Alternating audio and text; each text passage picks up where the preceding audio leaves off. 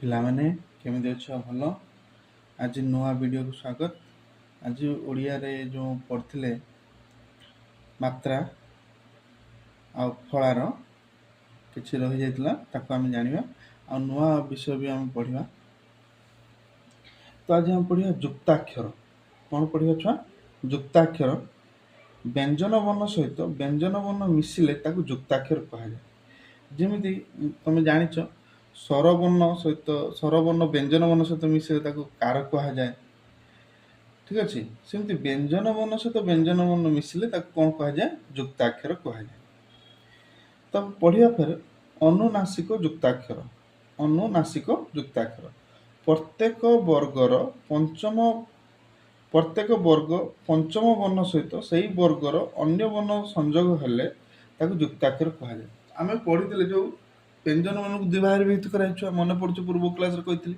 ଗୋଟେ ବର୍ଗୀୟ ବ୍ୟଞ୍ଜନ ବର୍ଣ୍ଣ ଆଉ ଗୋଟେ ଅବର୍ଗୀୟ ବ୍ୟଞ୍ଜନ ବର୍ଣ୍ଣ। ବର୍ଗୀୟ ବ୍ୟଞ୍ଜନ ବର୍ଣ୍ଣ 25ଟି, ତାର ସୂତ୍ର ହେଲା କଚଟ ତପ। ଠିକ୍ ଅଛି। ଦେଖ କ ଚ ଟ ତ ପ। ତ କ ପାଖରୁ କ ପର୍ଯ୍ୟନ୍ତ ପର୍ଯ୍ୟନ୍ତ ଆମେ ପଢ଼ୁଥିଲେ। ତ ଟା କ ସହିତ ଲାଗିଲେ କ'ଣ ହୁଏ, ଖ ସହିତ ଲାଗିଲେ କ'ଣ ହୁଏ, ଗ ସହିତ ଲାଗିଲେ କ'ଣ ହୁଏ, ସେଟା ଆମେ ଜାଣିବା। ତାକୁ ଅନୁନାସିକ ଯୁକ୍ତାକ୍ଷର କୁହାଯାଏ। ତ ଦେଖିବା। ଦେଖ ସହିତ ଯଦି କ ଲାଗିବ ତାକୁ କ କୁହାଯାଏ। ସହିତ ଯଦି ଖ ଲାଗେ ତାହେଲେ ଖ କୁହାଯାଏ। ସହିତ ଯଦି ଗ ଲାଗିବ ଗ କୁହାଯାଏ। ସହିତ ଯଦି ଘ ଲାଗିବ ଘ କୁହାଯାଏ। ସହିତ ଚ ଲାଗିଲେ ଚ। ସହିତ ଛ ଲାଗିଲେ ଛ। ସହିତ ଜ ଲାଗିଲେ ଜ।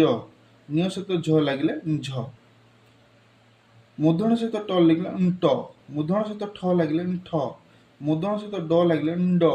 ମୂର୍ଧନ ସହିତ ଢ ଲାଗିଲେ ଢ। ଛୁଆ ଏଇଟା ଢ। ନରେ ତ ଲାଗିଲେ ତ। ନରେ ଥ ଲାଗିଲେ ଥ। ନରେ ଦ ଲାଗିଲେ ଦ। ନରେ ଧ ଲାଗିଲେ ଧ। ଠିକ୍ ଅଛି। ଏଇଟା ବହୁତ ପରୀକ୍ଷା ପାଇଁ ଦରକାର, ମାନେ ବନାନ ପାଇଁ ବହୁତ ସ୍ପେଲିଂ ଏଇଟା ଠିକ୍ ଅଛି। ମ ସହିତ ପ ଲାଗିଲେ ପ। ମ ସହିତ ଫ ଲାଗିଲେ ଫ। ମ ସହିତ ବ ଲାଗିଲେ ବ। ମ ସହିତ ଭ ଲାଗିଲେ ଭ। এটা ବହୁତ ইম্পর্টান্ট, তুমি ଟିକେ ପ୍ରାକ୍ଟିସ୍ କରିବ ଛୁଆ। ଠିକ୍ ଅଛି। ତାପରେ ଆମେ ଦେଖିବା ବନାନ। ବନାନ କ'ଣ? ଗୋଟିଏ ଶବ୍ଦରେ ଥିବା ବର୍ଣ୍ଣ ଗୁଡ଼ିକର ପୃଥକ ପୃଥକ ଦର୍ଶାଇ ଉଲ୍ଲେଖ କରିବାର ବନାନ କୁହାଯାଏ। ଯେମିତି ଏଇଠି ଦେଖ, ତାକୁ ଭାଙ୍ଗିବାଟା। ଯେମିତି ରମେଶ। ରମେଶର କ'ଣ? ର ଯୁକ୍ତ ଅ। ର ଅ ଆସୁଛି, ର ଯୁକ୍ତ ଅ। ମେ ଏକାର ଅଛି, ମ ଯୁକ୍ତ ଏ। ସ ତାଲବେଶ ଯୁକ୍ତ ଅ। ତ ଏଇଟା କୁହାଯାଏ ରମେଶ। ଏଠି ଲେଖା ହେଇଛି 3ଟା ବର୍ଣ୍ଣ, କିନ୍ତୁ ଆମେ ଭାଙ୍ଗିଲେ ତାକୁ କେତେଟା ହେଲା? 6ଟି ବର୍ଣ୍ଣ। ତ ସେଇଭଳିଆ ଭାବରେ ଏଇଟା ଆମେ ସରିଲା କ'ଣ? ମାତ୍ରା ଫଳାର। এইটা ବହୁତ ইম্পর্টান্ট। এইটা স্পেলিংটা ବି ବହୁତ ଥର ପରୀକ୍ଷାରେ ପଡ଼େ ହେଲା। ଏଇଟା ତମେ ଶିଖିଲେ ହିଁ ସ୍ପେଲିଂ କରିପାରିବ। ବୁଝିପାରୁଛ? ତାପରେ ଦେଖିବା ଶବ୍ଦ ଓ ଶବ୍ଦ ବିଭାଗ। ଶବ୍ଦ କାହାକୁ କୁହାଯାଏ? ଅର୍ଥବୋଧକ ଏକା ବା ଏକାଧିକ ବର୍ଣ୍ଣକୁ ଶବ୍ଦ କୁହାଯାଏ। ଠିକ୍ ଅଛି। ଏକା ବା ଏକାଧିକ ବର୍ଣ୍ଣକୁ ମିଶିଲେ ଶବ୍ଦ କୁହାଯାଏ। ଯଦି ସେଟାର ଅର୍ଥ କିଛି ବୁଝା ପଡ଼ୁଥିବ। ଅର୍ଥହୀନ ବର୍ଣ୍ଣ ବା ବର୍ଣ୍ଣ ସମଷ୍ଟିକୁ ଶବ୍ଦ କହିହେବ ନାହିଁ, ଶବ୍ଦ ନୁହେଁ ସେଟା। ଯଦି କୌଣସି ଅର୍ଥ ପ୍ରକାଶ କରୁନଥିବ, ଦୁଇଟା ବର୍ଣ୍ଣ ମିଶିଲେ, ଯେମିତି ମୁଁ କହିନି କ ମୁଦ୍ରାଣ, ଦୁଇଟା ବର୍ଣ୍ଣ ମିଶିଲା, କ ମୁଦ୍ରାଣ କି କ ମୁଦ୍ରାଣ ମୁଦିନେଶ, କ ମୁଦ୍ରାଣ ମୁଦିନେଶ। ତ କ'ଣ ଏଟା କୌଣସି ଶବ୍ଦ ଜଣା ପଡୁନି, ତାର ଅର୍ଥ ପ୍ରକାଶ କରୁନି, ତେଣୁକରି ଏଟା ଶବ୍ଦ କୁହାହବନି। ଯଦି କୌଣସି ଅର୍ଥ ପ୍ରକାଶ କରୁଥିବ, ଦୁଇଟା ବର୍ଣ୍ଣ ମିଶିଲେ, ତାହେଲେ ସେଟା ଶବ୍ଦ କୁହାହବ। ଯଦି ଅର୍ଥ ପ୍ରକାଶ କରୁନଥିବ, ତାହେଲେ ତାକୁ ଶବ୍ଦ କୁହାଯିବ ନାହିଁ। ଶବ୍ଦକୁ ପୁଣି 4 ଭାଗରେ ବିଭକ୍ତ କରାଗଲା। ତତ୍ ତତ୍ ଦେ ବଇ। ତାର ସର୍ଟ ଫର୍ମ ହେଲା ତତ୍ ତତ୍ ଦେ ବଇ। ତତ୍ ହେଲା କ'ଣ? ତତ୍ସମ। ଆଉ ଗୋଟେ ତତ୍ ହେଲା ତଦ୍ଭବ, ଦେଶଜ, ବୈଦେଶିକ। ତତ୍ ତତ୍ ଦେ ବଇ ହେଲା। ତତ୍ସମ କାହାକୁ କୁହାଯାଏ? ଆମେ ବ୍ୟବହାର କରୁଥିବା, ମାନେ ସଂସ୍କୃତ ଭାଷାର ସେମ୍ ଜିନିଷଟା ଆମେ ଓଡ଼ିଆରେ ବ୍ୟବହାର, ସଂସ୍କୃତରେ ଯେଉଁ ଶବ୍ଦ ବ୍ୟବହାର କରାଯାଉଥିବ ଆଉ ସେଇ ଶବ୍ଦଟା ଓଡ଼ିଆରେ ବ୍ୟବହାର କରୁଥିବ। ଅବକଳ ସଂସ୍କୃତ ଶବ୍ଦ ତତ୍ସମ କୁହାଯିବ ହେଲା। ଯାହା ସଂସ୍କୃତ ଶବ୍ଦ ଅଛି ସେଇଟାକୁ ଆମେ ଓଡ଼ିଆରେ ବ୍ୟବହାର କରୁଥିବା ଓଡ଼ିଆ ଶବ୍ଦରେ ତାକୁ ତତ୍ସମ କୁହାଯାଏ। ତତ୍ସମ ଅର୍ଥ ସଂସ୍କୃତ ସହିତ ସମାନ। ତତ୍ସମର ଅର୍ଥ ହେଲା ସଂସ୍କୃତ ସହିତ ସମାନ ହେଲା।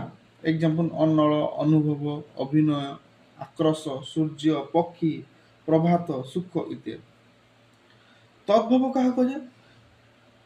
ସଂସ୍କୃତ ବା ତତ୍ସମ ଶବ୍ଦରୁ ସୃଷ୍ଟ ଶବ୍ଦକୁ ତଦ୍ଭବ କୁହାଯାଏ। ତଦ୍ଭବର ଅର୍ଥ ସଂସ୍କୃତରୁ ଜାତ, ମାନେ ସଂସ୍କୃତରୁ ଆସିଛି ଆଉ ତାକୁ ଆମେ ଅଲଗା କରି କହୁଛେ। ସଂସ୍କୃତ ସହିତ ସମାନ ହେଲେ ତତ୍ସମ, ଆଉ ସଂସ୍କୃତରୁ ଆଣିଥିବା କିନ୍ତୁ ସମାନ ନଥିବ।